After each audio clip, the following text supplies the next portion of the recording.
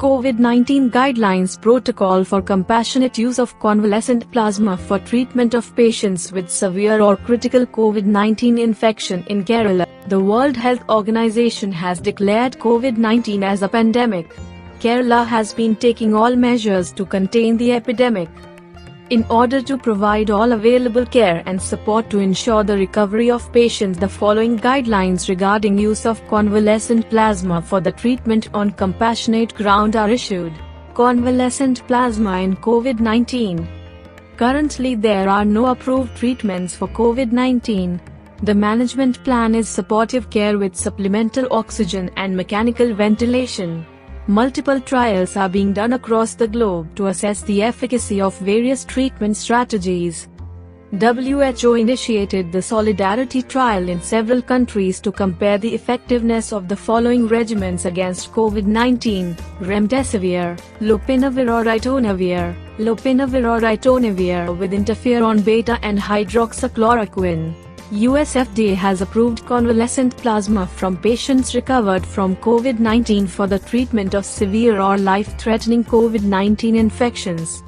In a small case series, 5 critically ill COVID-19 patients with ARDS were treated with convalescent plasma containing neutralizing antibodies.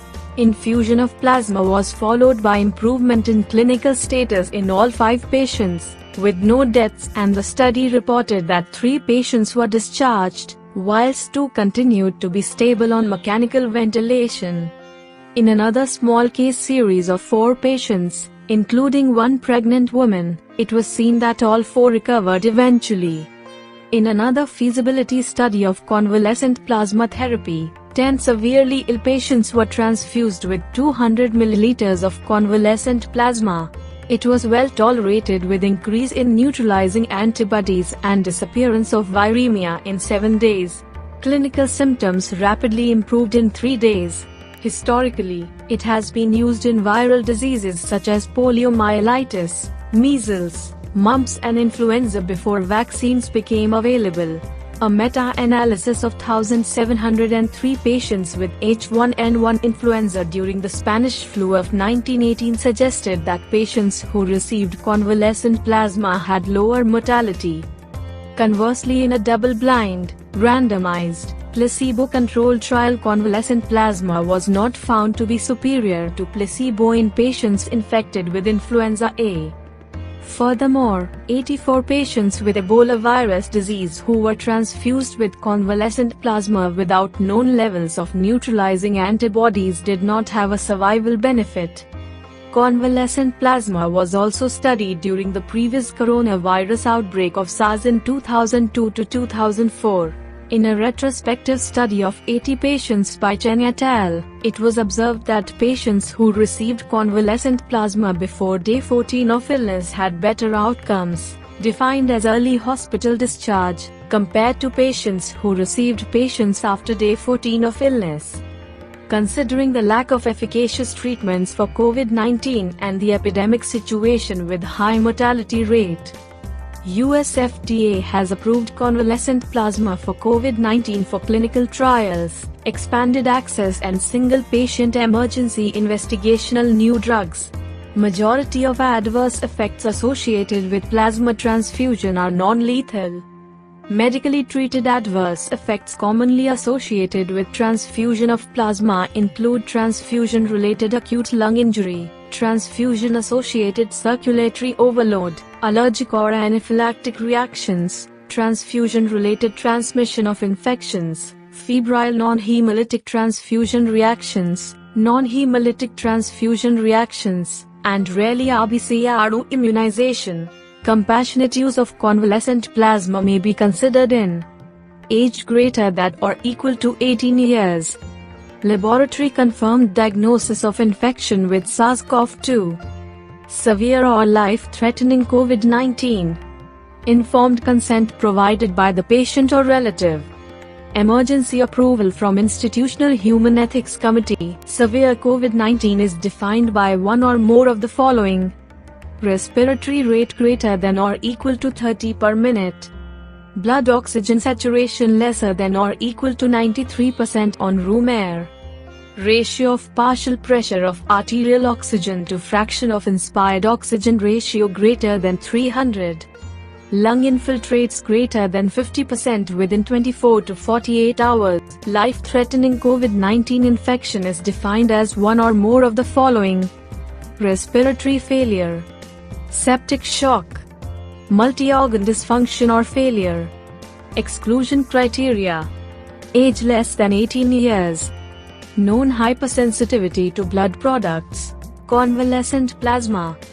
Eligibility of donor: the following criteria should be met for potential donors: greater than or equal to 18 years of age, males or female donors of weight greater than 55 kilograms, prior diagnosis of COVID-19 documented by a laboratory test with symptomatic disease with at least fever and cough, and complete resolution of symptoms at least 28 days prior to donation, the above said, or complete resolution of symptoms at least 14 days prior to the donation, and 2 negative real-time PCR tests for COVID-19 from nasopharyngeal swab collected 24 hours apart. In addition, donor eligibility criteria for whole blood donation will be followed in accordance to the Drugs and Cosmetic Act 1940 and Rules 1945. Screening of eligible donor. Donor will be screened, followed by brief physical examination. Donors not fit to donate blood based on the history and physical examination will be deferred and excluded from plasma donor pool for a time period specified by country regulation. Donors who have had transfusion of blood products in last 8 weeks will be excluded. Donors who have diagnosis COVID more than 4 months will be excluded from the donation. 2 EDTA samples 5 ml each, and 1 plain sample 5 ml will be drawn for the following pre-donation tests as per required for convalescent plasmapheresis. A.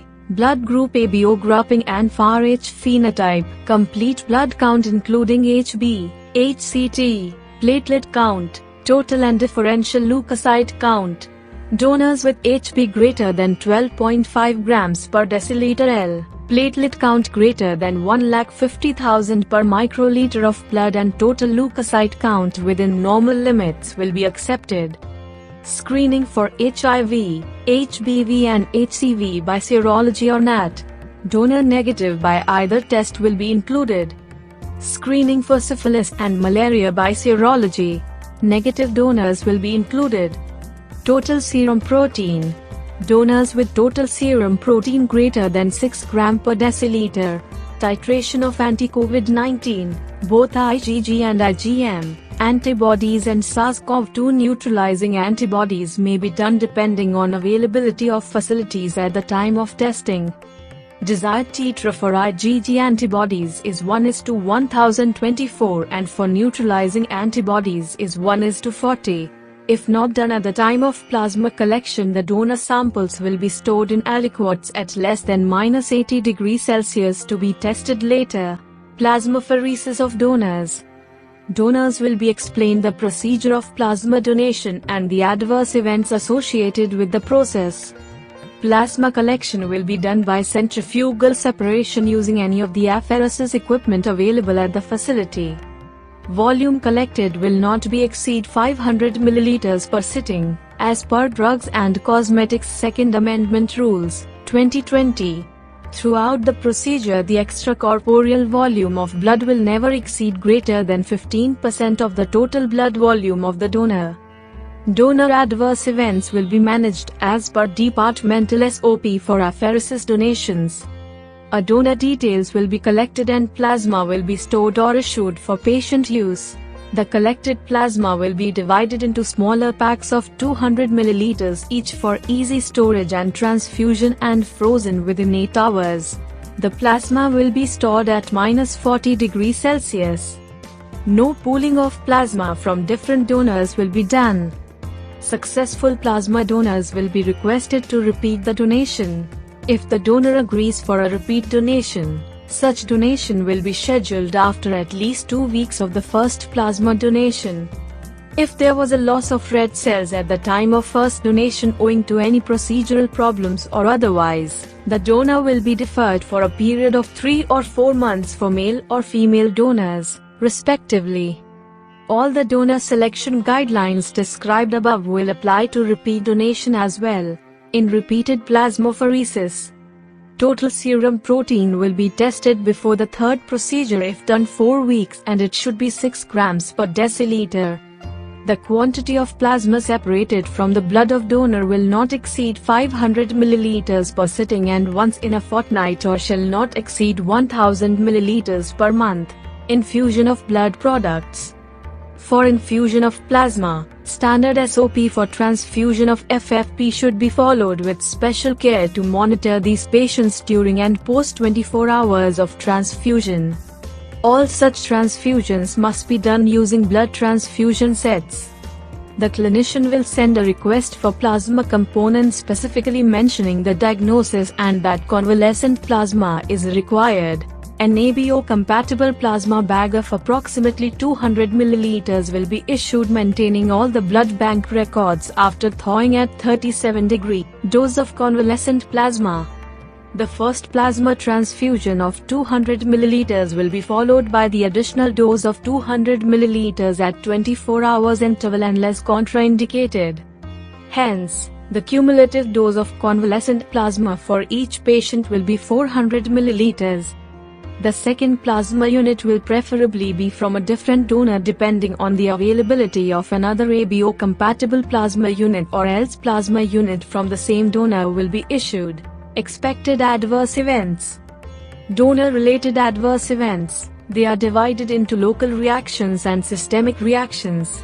Adverse events were classified according to severity into mild, moderate and severe, and according to etiology in a donor into hypertensive reactions, citrate reactions, hematomas, loss of consciousness, seizures, and allergy. Kit or equipment related adverse events. There are secondary to improper disposable sets. There are hemolysis, thrombus formation, air embolism, leakage, infection, improper mounting of the kits, etc.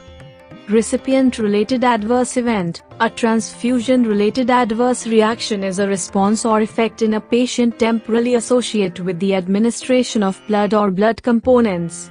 Majority of these are non-lethal and medically treatable. Recipient-related adverse event.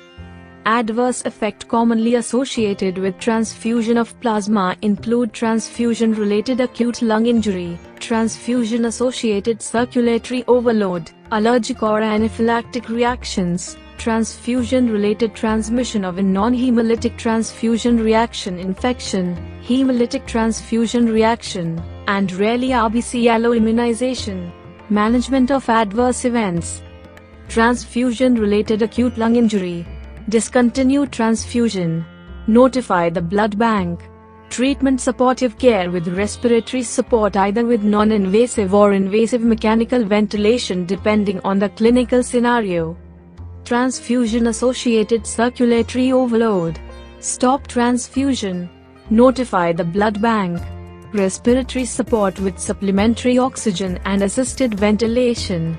Fluid mobilization, typically done with diuretics along with careful monitoring of renal function and electrolytes. Allergic reactions. Discontinue transfusion. Notify the blood bank. Observe for resolution. Give diphenhydramine 25 to 50 mg orally. Can continue with rest of the transfusion depending on the clinical scenario. Anaphylactic reaction.